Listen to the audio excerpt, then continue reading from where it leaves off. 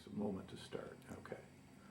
We're talking today with Ryan Grams of Kentwood, Michigan, and the interviewer is James Smither of the Grand Valley State University Veterans History Project. Okay, Ryan, start us off with some basics, like where and when were you born? I was born in July 9th, 1980 in Ann Arbor at St. Joe Hospital. Okay. Now, did your family live there when you were a kid? When I was very young, that's where my family's from. My grandma was a nurse at that hospital, so my grandma actually delivered me, helped deliver me, yep. So that was really cool. And then we lived in Brighton at the time. My grandparents did. My mom lived with my grandparents for a short time there in Brighton, and then we moved to Frankfurt when I was about 5. Okay. Yeah. And then you go to school there? I went to school in Frankfurt, Michigan, graduated from there in 1998, and then came down here to Grand Rapids for college. Okay, and where did you go to school here? I went to ITT when it was back here. I got into ITT, and then, I graduated here and started working. Okay, so how then did you wind up in the military? Well, when I was in high school, I was really raised by my grandfather, who was a Navy vet. He served during Korea on a destroyer, and I also had a cousin who was a naval officer. So I grew up kind of always in that military area, and in high school I was in delayed enlistment for the Navy. I wanted to be a sub guy. Mm-hmm. Yeah, being 6'4", being a sub guy wasn't a smart idea, but I was trying to do that, and that was my idea. And then my senior year of high school, I drove out to Montana to stay with an uncle of mine out there for the summer, and kind of talked to him a lot and kind of decided, no, I think I want to go to college instead, so I decided to go to college. Went to school down here, graduated, and started working at a company doing engineering work, and that's when the bubble burst in 2000. Everyone in the automotive industry got laid off. I was one of them. So I didn't know really what to do, and then I started thinking, well, why don't I go into the military like I originally thought of? So I went in, saw an Army recruiter. 2 days later, I was on my way to basic in Fort Jackson, down in Fort Jackson, South Carolina. All right. Was the Army just the first one you walked into, or did you pick them first? I picked them first. My family, again, wanted me to go Navy, but at that time, and still now, I didn't want to be on a boat. That didn't sound fun to me. I'd rather go sit and roll around the mud and everything else. So I said, I want to go Army. It sounded more interesting. Okay. Yeah.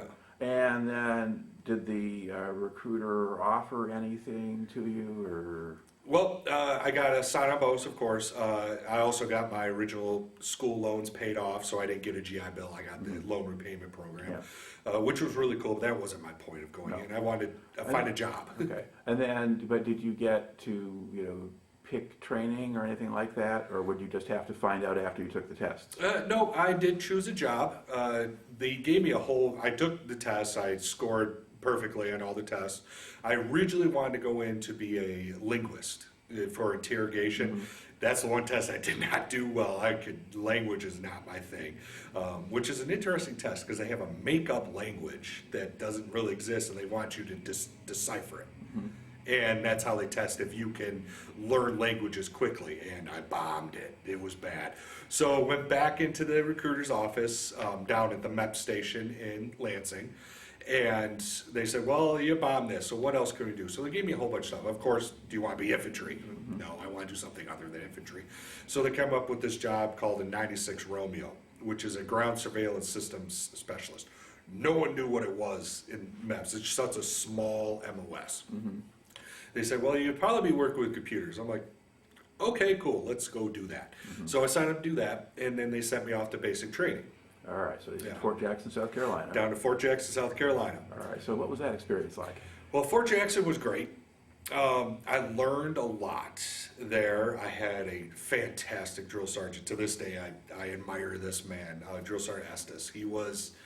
he's a ranger, all this stuff. He taught you. He never yelled. That was the cool. He never yelled at you, but he had this weird smile that you knew when you did something wrong. He just did this weird crooked smile because he always had that perma frown like most rangers do, and he had that crooked smile. You knew, oh, I did something wrong. What did I do wrong? But he wouldn't yell. He would teach you, which was fantastic. Most time you heard these stories about it, you always get yelled at, screamed at. He didn't have to do that. He had this respect that you just knew you had to give him. So he taught you, and he taught us so much stuff. But throughout all of my basic training, I still didn't know what my job was. Mm-hmm. which was really, I would ask everyone, what's my job, what's my job? And our basic training commander, who was a tanker, really short guy, I cannot remember his name, but really short guy, tank commander, he actually knew what my job was. And he wouldn't tell me. I kept asking him, he wouldn't tell me. He goes, just wait till you get to your AIT and you'll find out. He'd laugh and walk away. Like, what the heck's going on? So, went through basic, nothing. All right, just to back that up a little bit. Yeah. Because most people these days don't go through basic training. Right. What did the actual training consist of? So, first parts of basic training, you have 3 different cycles in basic training. You have red phase, blue phase, and white phase. And red phase is usually the hardest phase. That's the physical training part where they get you in shape. Mm-hmm. That's where most people have the hardest time, because most of us coming off the street, we're not in shape. You know, you gotta run every day, all this push-ups, all this sit-ups. And that's where they usually are on you the hardest, you know, trying to train you into breaking you down to build you back up. Then in blue and white phase is where they start teaching you how to soldier. That's where your shooting is, you know, your marksmanship training, your movement trainings, how to build foxholes, how to march, how to do the usual pomp and circumstance stuff that's going on that the military is known for. Mm-hmm. And they lay off you a little bit more. And then white phase is the very final stuff where you do your FTXs, learning how to do field craft, and then getting ready to do your final parade stuff for graduation. So FTXs are field training exercises, Yep. and not a cryptocurrency company. Correct. Yes. It's your field training, and you have a big one that you go on to, and you go. That's where you go dig your foxholes, sleep overnight, spend a week in the field, doing the stuff you've learned for the last 3 months. Okay. You mentioned that your drill sergeant was very different from the stereotype. As far as you could tell, were the other drill sergeants like that, or was there more yelling going on? Oh no, they were more like what you would usually expect. The other companies' drill sergeants were very tough, and they'd come at you fast. You know, they're more of, do this the way I tell you, don't ask a question. Where my drill sergeant is very much, this is how you need to do it, try it, oh, you messed up, here, let me show you the real way to do it. And like I said, he was a ranger and all this other stuff, and I'll never forget, one of my favorite stories of him, and I tell anyone, is we were doing our overnight on the firing range, so we had to do our night live fire exercises. And for some reason, South Carolina, it snowed that night. Coming from northern Michigan, I was like, oh yeah, I'm going south, I'm not going to have to deal with snow. Well, I'm there in January, and it snows. Didn't know that. So I was, we had all of our camps up, our tents, and it was my turn for night watches, probably 3 a.m. in the morning. So I'm doing my walk around the base that we all have to do, and just checking out, make sure everything's going. And I walk up to this little like hill covered in snow, and there's a body bag sitting there. So I kick this body bag going, what is this thing in here? Turns out it's my drill sergeant. Woke him up, he's sitting sleeping in a body bag in the snow, you know, and I'm going, I ask him, what are you doing? Why are you in a body bag? He goes, you'll learn later, this is way warmer than a sleeping bag. I'll never forget that. He was the coolest guy ever. He'd tell you whatever you wanted. He was really cool. So, but that was one of my favorite stories is, you know, finding my drill sergeant sleeping in a black body bag in a snowdrift, you know, in the middle of basic training. It was cool. How long did basic last? Just over 3 months. Okay. Yeah. All right. And now you go on to the advanced individual training. Correct. And where do they do that? So mine, because of what my MOS was, I was in Fort Huachuca, Arizona, which is a military intelligence training base, and all the military intelligence of all the branches are there. So we were there with Navy, Marines, Air Force, Army. We were all mixed in together. Separate classes, but we're all mixed in the same area. So we got to see other branches too, working. And Fort Huachuca is on the border of Mexico and Arizona. Got there right in the beginning of summer going on. It was hot. It was very hot. I remember standing in formation, looking down and watching the wax on my boots melting off as I'm standing there. It was so warm. And we had to do push-ups on the blacktop, and I remember my hands just blistering. It was crazy. But this is where I finally learned what I'm going to do for a job. And come to find out what a 96 Romeo is we are recon. And we work with the Rangers to go out way before anyone else. We get dropped in behind enemy lines, dropped in or walk out behind enemy lines, and what we do is we take these sensors They're seismic acoustic, magnetic, and what's the seismic acoustic, magnetic, and heat.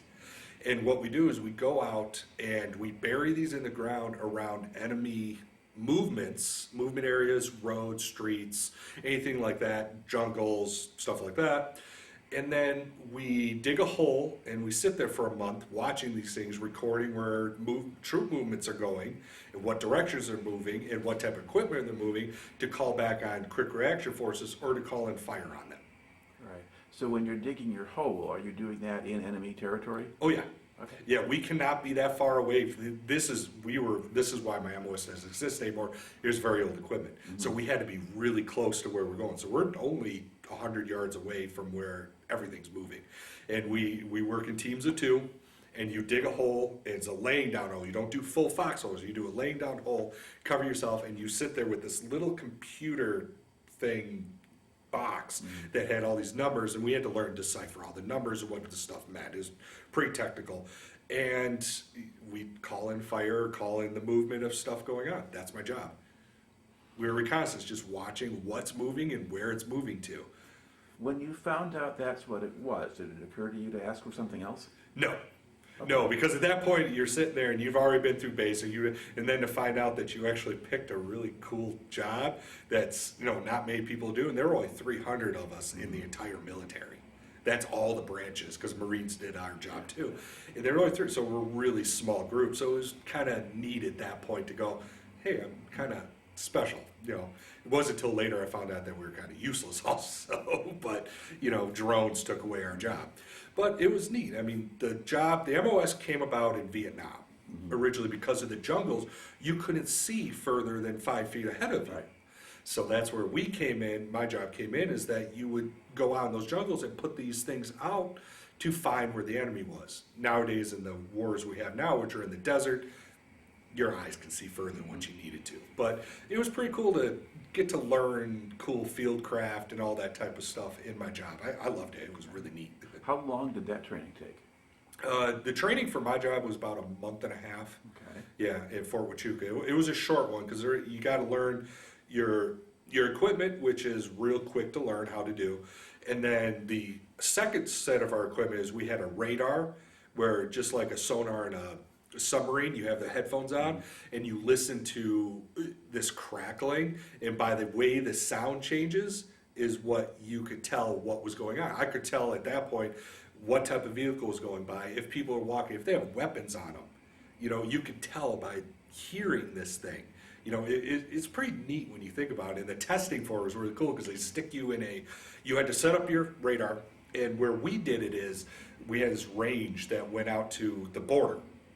And we would watch the border and the roads going along the Mexican border there. So we set up this, and then they put us in this completely blacked out box with just the headphones on, and they would be standing outside, and we have to identify the cars going by, people walking by, what they have on them, just by the sound of it. That was pretty neat, So that the training for it is really neat, the stuff you learn, but it was pretty quick. Once you learn those things, the rest of it was more of just how do you hide well and sneak around well. It doesn't take long. So yeah, that was it. Did they give you any kind of, escape and evasion training or anything like that? Yeah, that was the second half of the training. That's the field craft bars. It was all about how to escape, how to evade, how to not get caught. Yeah, and there's a lot of trainings in the field about they're trying to catch you, and we had to not get caught. Which is weird in Arizona in the desert. It's hard to hide in desert, but we learned to do it. Okay. Yeah, it's a neat job. All right. So when did you complete that? So let's see, I got to there in June, July. End of July is when I got, middle of July, because I did 2 weeks in home. So about middle of July is when I got done, then they flew me home for 2 weeks for my leave. All right. And then where are you posted after that? So after that, that's where I found out I'm going to Hawaii. So I got stationed at 25th ID with 125th MI Battalion in Hawaii. Okay. You got don't use the acronyms. Oh, okay. 25. Infantry Division. Yeah, and then 25th. Military Intelligence Battalion. Right. Okay. Yep. Yes. Yep. Thank you. Yeah, no problem. And so they flew me out there from home. I got flown out. Flew out of Detroit, got to Hawaii, and really cool story about my flight going out to Hawaii. I sat next to Cindy Barger from the Hells Angels. Okay. President of Hells Angels, who I sat in. I'm in full Class A's and all that, so I got to spend 3 hours talking to the president of Hells Angels, which was really neat. But we get to Hawaii, and landing Hawaii is everything you'd ever think of from movies. You get off the plane and you got the people laying you with the flowers around your necks with the leis and all. It was a completely different world, you know, and the airport is completely open because it's all warm there all the time, which I'm not used to. And you get there, you go to the USO office and they grab you and take you to post. And then you sit at your post for a week trying to figure out where you're going to go and what unit you're going to get into. Okay, now what base did you get sent to? I went to Schofield Barracks.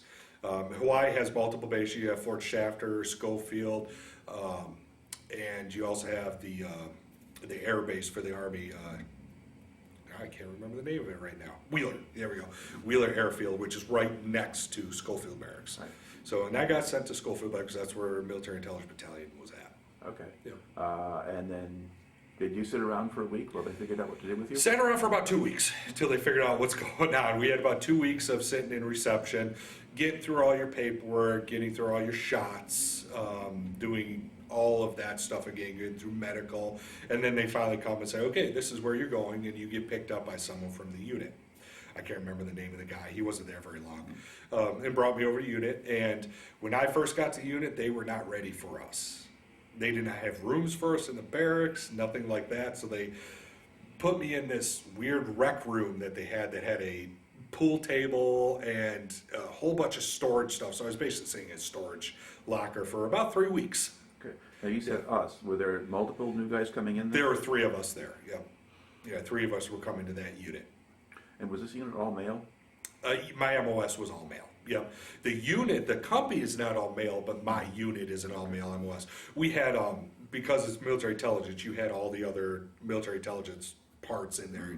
Translators, the analysts, all that. So there are women in our unit, females in our unit, but not my part. Okay. So was your group basically a platoon within the company, or? Our company was only us, and then you have multiple companies within that battalion. Okay, so it's a battalion level that has other people doing things. Yep. All right. And about how many people were actually in your company that had the job you had? 25. Okay. If I remember right, yeah. Yep, 25. 20 and 25, yeah. Because you had 4 teams, 2 per team, 5 on a team, and then that's the platoon, which goes to the company, so yeah, 25. Okay. Yep. And now once you're with them, what kind of work are you doing? We're just training.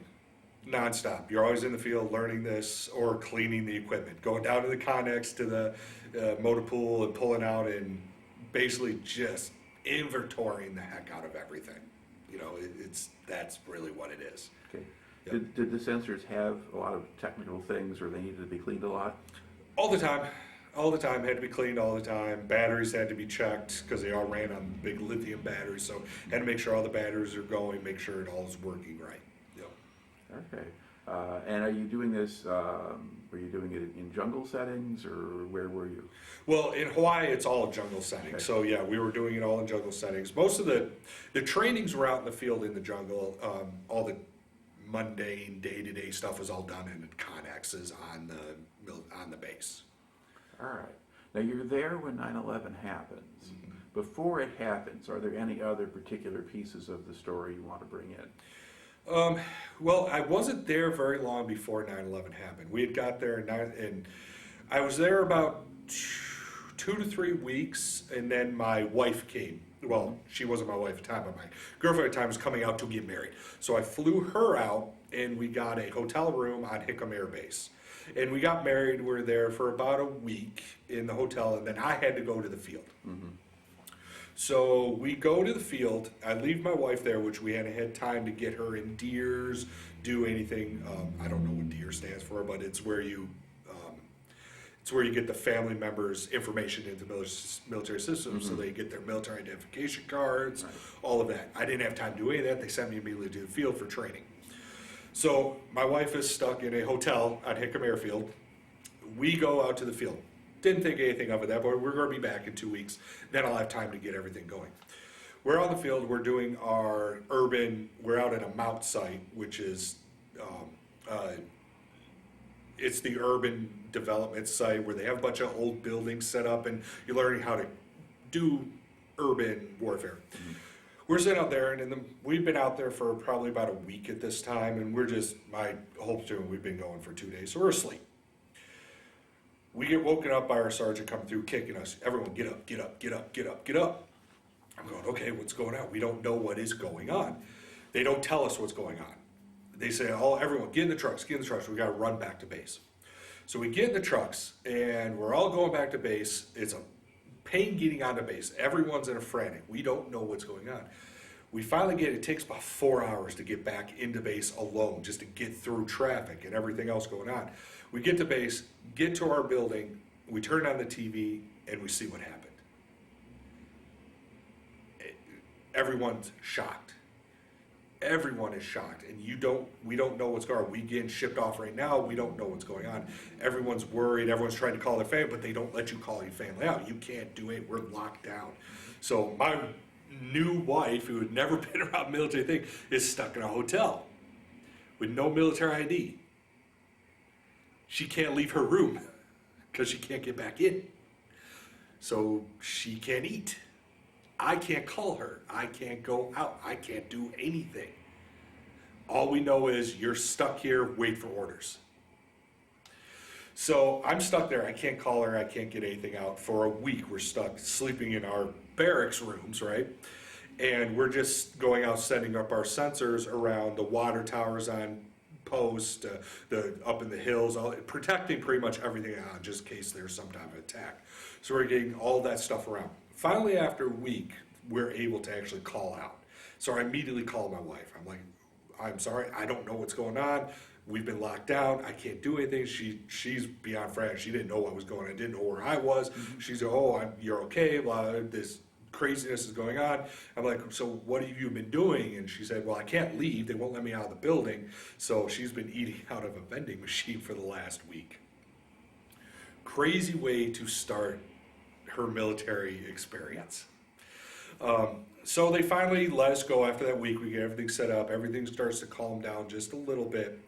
They finally get us all able to go. So I drive and go get her. I'm like, okay, we need to get you into Deers now. So luckily we're at the Air Force Base, so there's a Deers office right there. So I grab her, get her into the system. Then we get back to the hotel so we can go back and forth, because I got to go back to work in the morning. We leave. They say, everyone leave early.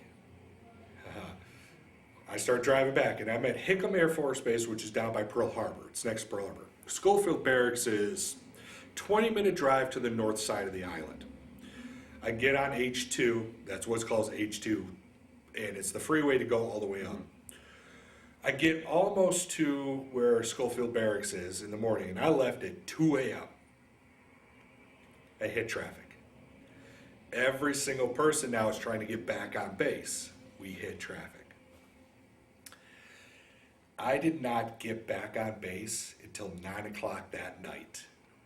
We sat in traffic for hours. My sergeants who actually lived on base, they were coming down and they were keeping contact with us, and they were bringing us food to our cars, waiting for us to get on base. They come by and check on us, walk down the lines of cars, going down the road saying, hey, everything, here's water, here's food. We just can't get on base because there's only 2 ways to get on base. Both exits are one road to get in with one guard. So they're having to check every single car, for bombs, dogs, everything. Everyone had to get out. So to just get on the base, every car was a 30 to 40 minute process. Wow. And you've got hundreds of thousands of people trying to get in 2 gates. It was the craziest thing I've ever seen. And by the time everyone gets on, no one's a happy camper at this point. Finally, at 9 o'clock, they get everyone in. Then we go have our large battalion formations, where they finally tell us what is going on and what we are to expect. And if I could tell you, standing in this large formation with everyone there who just experienced all of this, the weird, I know better word to say, but aura over everyone of just between fear, anger, and drive. It was palpable. You could taste it. People wanted to go blow up stuff at this point, and to feel that with this mob of people, I don't know how. Good thing you have military training to keep them all right there, because it was, you could taste this pain, you know. It was weird. So by that time, I mean, you'd been able to see the news and stuff, so you knew that it was Al-Qaeda and the bases were in Afghanistan and, Yep. and hijacking and all of this kind of, so you were aware of the circumstances, but didn't have any idea what your unit's role was going to be in anything that happened. Exactly, and no one really knew. Even the leadership didn't know what we were really doing, and I think that kind of added to that level of, you know, fire basically going on over everyone, going, we just don't know. Because, I mean, you give a soldier a task, they will go do that task because they know what they need to do. You don't tell a soldier anything, he just thinks. You know, the idle hands are the devil's workshop. That's a soldier. You don't give them anything to do, they're just going to sit there and think and brew, and that's what was going on. No one knew what was going on. Leadership didn't know, are we going here, are we going there? No one's getting an answer because it was such chaotic time everywhere. So trying to get information disseminated all the way down took weeks and weeks of unknown. So now once you're all back together again on the base, now how long did the issue at the gate continue? How long did it take? Half an hour to get back? Probably about 3 days till they got it down better and got more people doing it. What they did at the gates is immediately after that first day, they went in and went with the engineer groups, went in with their trucks, and they started making it bigger, you know, and more parts, so more cars could come in too, so it wasn't just one car at a time. They could funnel into larger areas for inspections. Yeah. So it took about 3 days to get everything going where it's smooth, and then that was never a problem again. Yeah. All right. So now, what does your unit do? You're still on the base. Right. So our unit, like I said, we sat and we put up our sensors around all of the water towers, the food stocks, the hospitals, everything around the island. All of our units put all of our stuff, and then we got attached to infantry units and to quick reaction forces. My unit is always attached to what's called long range surveillance detachment, LRSD, Rangers. So what our job was is I would sit and I got stuck over at 226 Infantry Battalion. We got put there with all of our repeaters, and what our job was is we'd watch our computer systems to make sure no movement is going on our sensors. Any hits our sensors, we'd call the LRSD guys to go check it out, right, see what was going on. Which in Hawaii, every time something tripped was a warthog, but you had to send them anyway. One of my funniest things we ever had was I was with this unit, and I was taking midnight shifts. I always had problems sleeping, so I always took night shift because I was better at night. And I'm sitting with the infantry guys, and I have the infantry sergeant. He has one of these brand new buck privates. E1, didn't know anything from anything. And now we've been there, I've been working the systems for a while, so I knew my way around things. I was an E3 at the time, and we work really independently in my job, so it was very much do what you need to do. So we're sitting late one night, and I had to go up to the very top of the building to change the batteries off of our repeater. And all a repeater does is send the signal from way out there to here to get to my computer to extend. And the little buck private wanted to know what I was doing. And I asked her, well, you want me to take him with me? I can show him what we're doing. I'm just going to the roof. You know, he goes, yeah, sure, take him up. So these old barracks we have were built in the 1800s. They still had horse stables in them from way back in the day. It was very cool. And also our barracks, which was really neat, is actually still had the bullet holes from the Japanese planes from when they attacked Wheeler Air Base. So the Japanese planes bullet holes were through our thing, which are huge. I mean, they were nuts, big things. So we're in these old barracks, And they're three-tiered, and then they're flat at top, then they have these, looks like pyramids at the top, and our repeaters at the very top. So I grab the infantry guy, we go all the way to the top, climb all the way up, and I'm resetting the batteries and all that, and I'm putting it all back together. He's looking, he's asking me little questions about what I do, and so we're just going up telling what our stuff does and how it all works. And he notices on it, he goes, "What's it mean when it says arm?" And I looked at him and I said, "Okay." Well, I turned to arm, he says, "What this does is that if it gets moved at all, it explodes as a booby trap." So I arm it, right? And his eyes get this big, and I start to just kind of gently say, he jumps off the third part of this little, it's not all the way to the bottom, but these little stacks, he jumps off there, hits the ground, runs all the way down, freaked out, thinking it's going to explode. All it does is erase the information. If it gets messed with, it doesn't explode. But he didn't know it. Oh, the look on this kid's face was priceless. So I slowly make my way down chuckling, and his sergeant's at the bottom, and his sergeant is making him do push-ups, going, "What are you doing? What's wrong with you?" And I tell the sergeant what I did, the sergeant's just chuckling, he's just laughing his butt off. You know, at this kid, he goes, "Good job."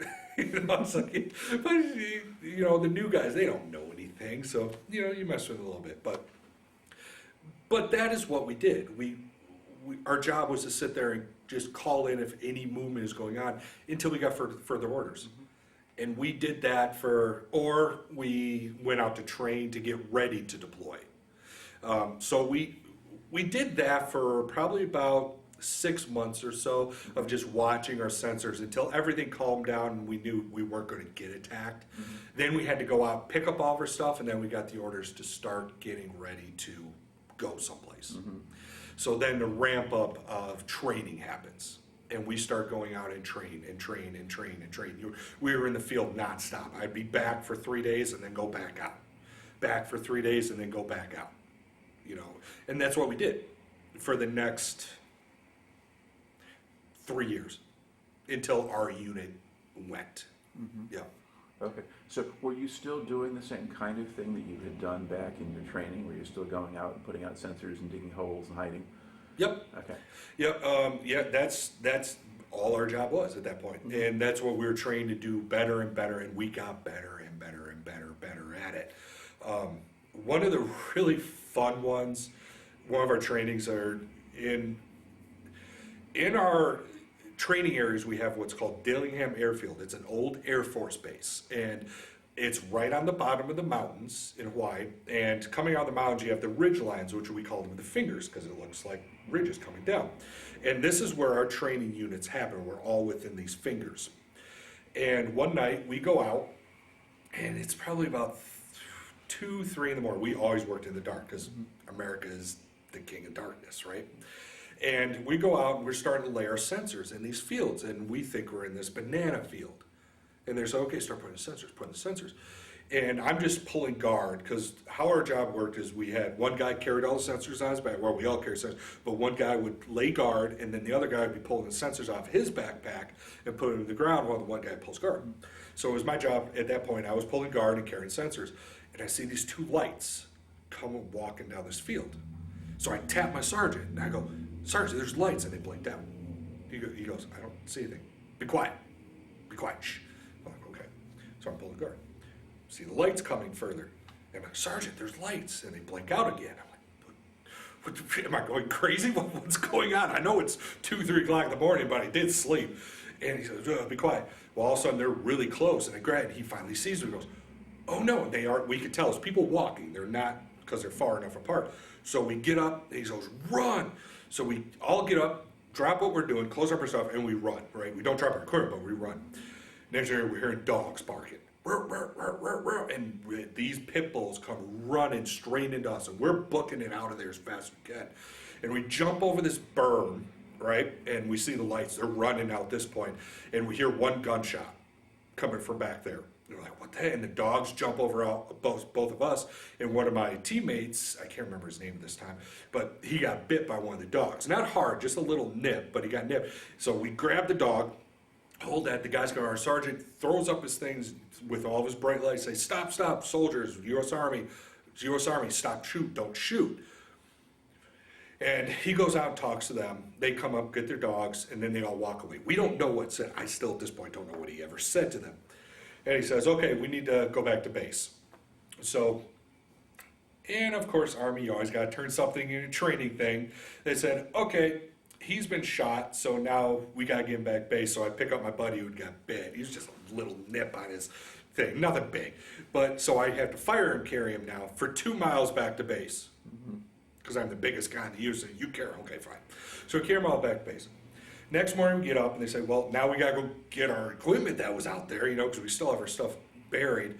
We get out there and what we find out is we had actually walked past the training area and we were in a giant illegal marijuana field.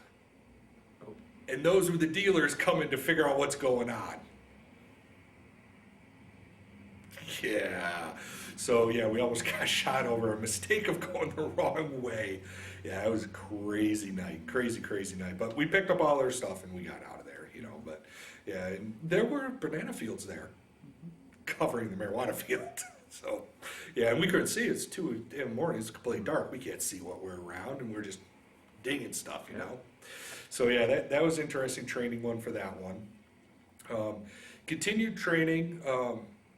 Another great time I had, we have out there, we have the Kahuku training area, which Kahukus are these, is right on side of a mountain, and you have P Gulch and K Gulch, where these giant ravines that go way up and way down. You have P is top and K, and they are hundreds of feet that you go. And what we do is we climb up one, climb down the other, climb up one, and some are sheer cliffs, some are a little like this. Most of the time I was having to use my M249 machine gun as a grappling hook on trees to claw my way up these things. They're like this. But we've been doing this for a couple days, and we've been going. And we finally get to our resting site, and we sit down. We've been marching 12 miles at this point. We sit down, we get everything up, and my sergeant, Sergeant Leon, one of my favorite guys I've ever had. I actually, when we first got married, before I got housing, he let me live with him too. He's a great guy. Taught me everything I know. Even today, I use the things he taught me now, supervising this office and the people we have here. The way he led people was different than most. And, he was very much of the, if I'm not going to do it, I'm not going to make you do it type of guy. And that's how I live now. But we had sat there for a little bit, and we were so exhausted, him and I, just like, we didn't know what to, we couldn't go to sleep. So he's like, well, just come with me for a minute. I'm like, okay. And it's getting late at night. And, well, late in the day. And we walk up to the edge of the cliff. And on the way, he reached up and grabbed this fresh mango off a tree. And he said, just sit down. So we sat down and he started cutting open this mango. And we started just talking about this or that, or just home, his wife, my wife. And we're just eating this mango and just talking like nothing's been going on for the last couple of days. And then all of a sudden, we're sitting on the edge of this cliff, and it overlooks the entire valley all the way out to the ocean. Like nothing you ever see. I mean, Jurassic Park was filmed right there. That's where, it was the same spot Jurassic Park was filmed. So you look over and you see Jurassic Park, it's just the jungles and the trees. And at the same moment while we're eating this, we all of a sudden both just get completely quiet.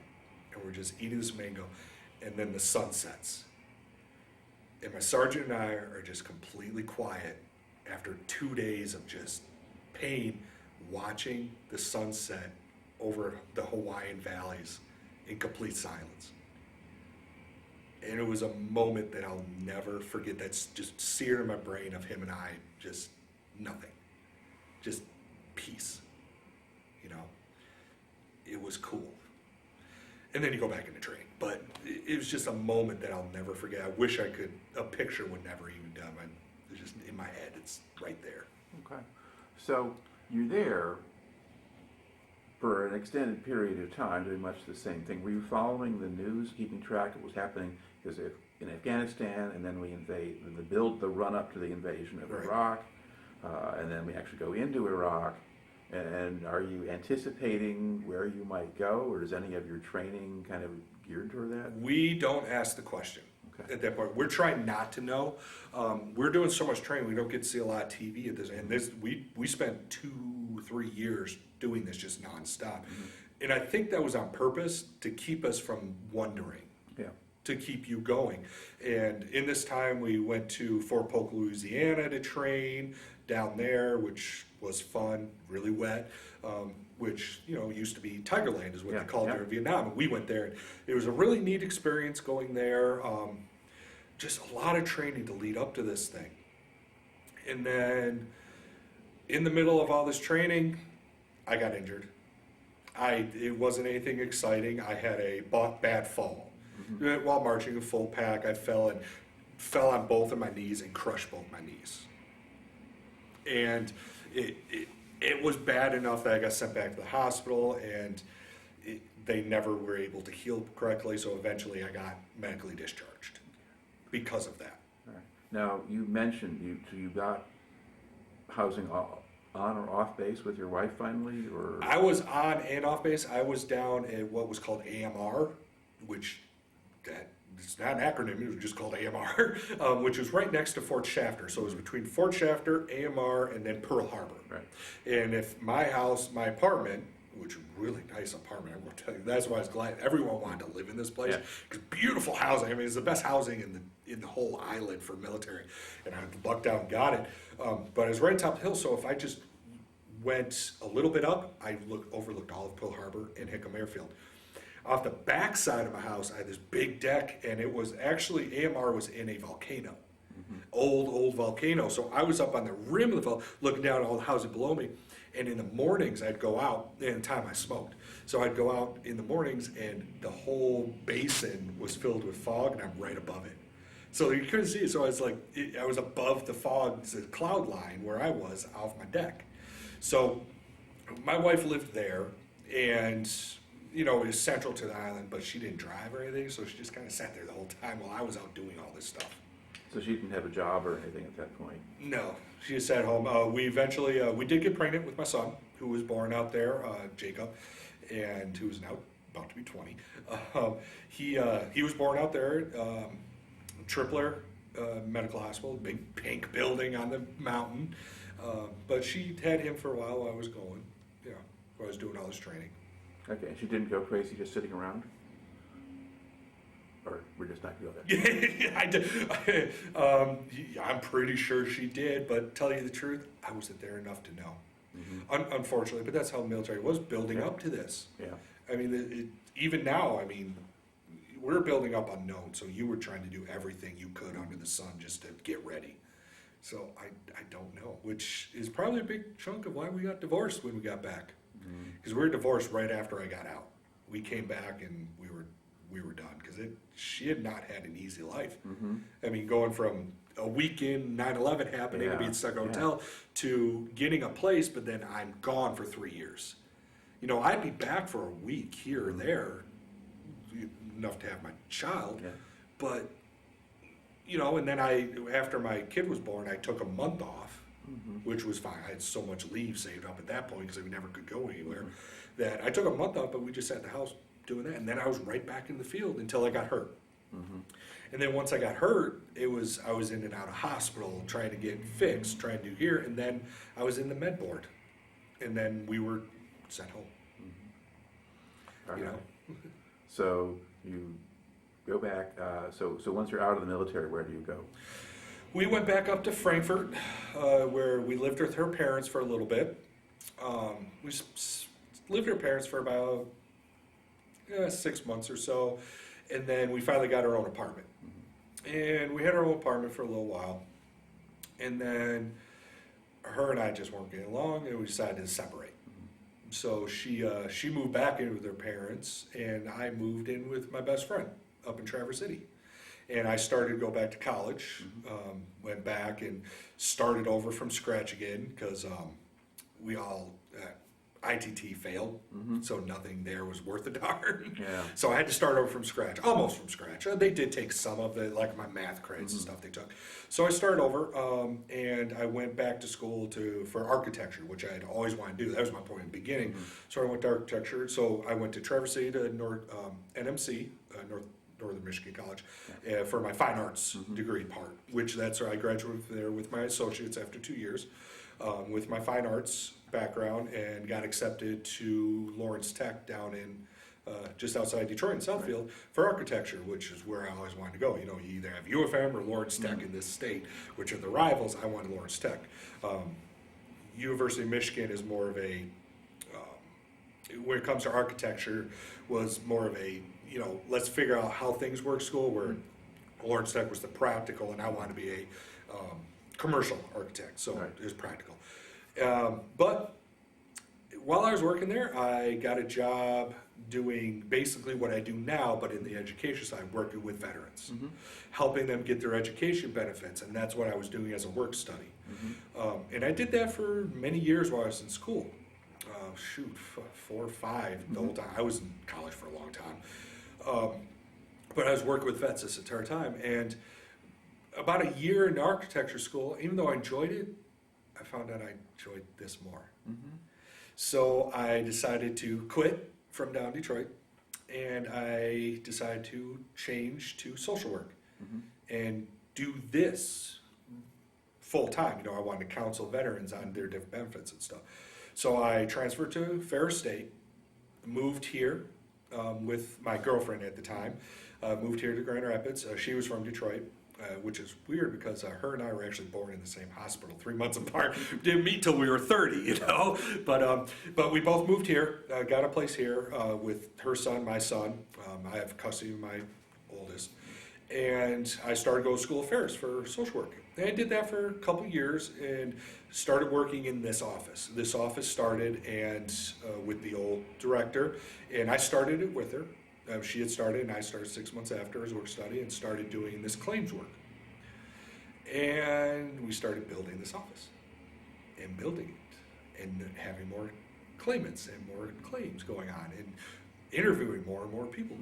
And I fell in love with it more and more and more, and helping my fellow brothers and sisters that got injured, because I was injured. I went through the VA process.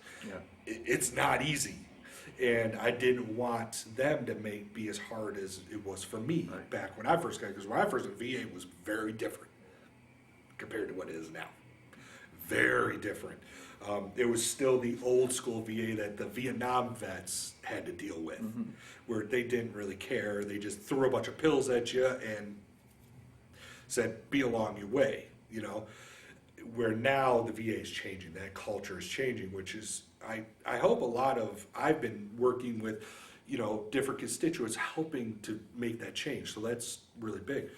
But I didn't want my fellow servicemen to go through that. So I really fell in love with what I do. And we built this office. Okay, so for the record, what office is this? This is Kent County Veteran Services. What I do mainly is I help veterans file for their disability claims. Me specifically, my goal is I work with appeals.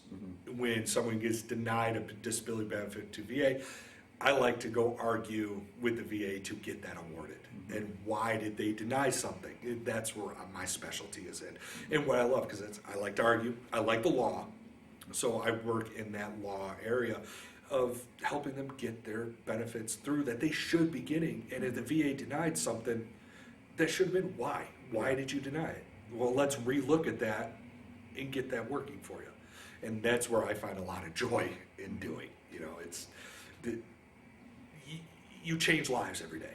Every single day I'm here, I'm changing someone's life. And it's powerful. And it's exciting. And you deal with so many different personalities on a day.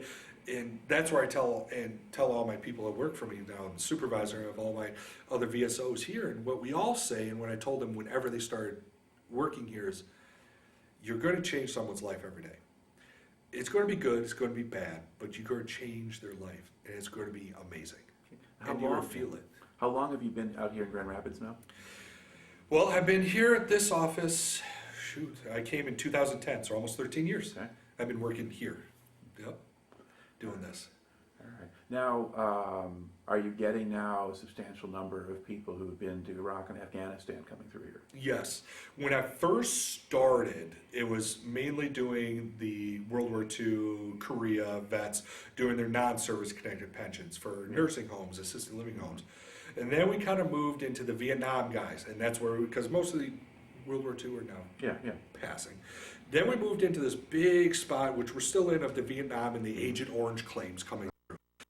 a lot of the night before now coming in and appeal those because they got put on the books. And that was a big, long chunk. And then in the last 3 years is where the OIF and OEF, Enduring Freedom and Iraqi Freedom guys are now coming in. And a big part of that right now in the last year is because of the PACT Act. With the passing of the PACT Act and adding to the Vietnam era presumptives for Agent Orange, the air quality ones and the dust and the burn pits for the whole Gulf War, I mean, going back to August 2nd of 1990, which is the longest war we've ever been in, opening up to those, now I'm getting a lot of those coming in, which is great. You know, well, it's not good for them, but it's great for that we can finally do that. Because it's been years and years of trying to get these things opened. And us as VSOs and the whole VSO community, from American Legion, VFW, DAV, all of us, fighting to get these things there, and me who is under NAVSCO, which is National Association of County Veteran Service Officers. I'm a CVSO, County Veteran Service Officer. We have all fought so hard for these vets to be able to do this. It's an exciting time. It's getting open, and I want to be as busy as I can, because they deserve it, you know. They all deserve it. I mean, they all fought. They all were exposed to these different chemicals, and to be ignored for so long that, oh, we don't know what's causing it, so we don't care. Well, where else would it have been caused from? You know, they didn't get it sitting in high school, you know. Do you also deal with PTSD cases? All the time. All the time. We do PTSD. We do a lot of claims for PTSD, not to mention MST, military sexual trauma cases. I also specialize in those. And because the things, especially in MST side, it's not right. That was not right. Both men and women it happens to. And many men, you never know the number of men it happened to, because they don't stand, which they should, but they don't. But that wasn't right. And it needs to be looked at. It needs to be looked at more every day, and that's why another reason is a fight for that. You know, I want to fight for their rights. I want to fight for that story to get out, you know, that these things do happen, and it needs to be addressed, and not at this level after the fact. It needs to be addressed before the fact happens, and that's, and the military's never been really good at that.